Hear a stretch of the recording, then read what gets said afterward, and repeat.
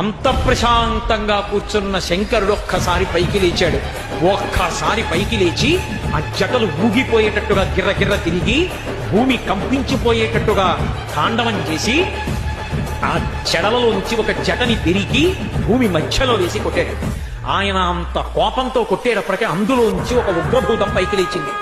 అభ్రంలిహాదభ్ర విభ్రమ ప్రభ్రమ కృణీల దీర్ఘ శరీరమర ప్రజ్వల జ్వలన దీప్త జ్వాలిక జ్వాల జజ్వల్యమాన కేశములు మెరయ జండ దిగ్వేదండ శుంఠాపదొడ్డండ సహస్రద్యుతిహేతి సంగమప్ప వీక్షణత్రయలోక వీక్షణద్యుతిలోక వీక్షణతతి దుర్నిరీక్షమగుచు గ్రకచ కఠిన కరాల దంస్కలు వెలుండ ఘన కపాలాస్తి మలికలు తనరా అఖిలలోక భయంకరుండగుచు వీరభద్రుడు దయించమా రథ రుద్రుడగుచు.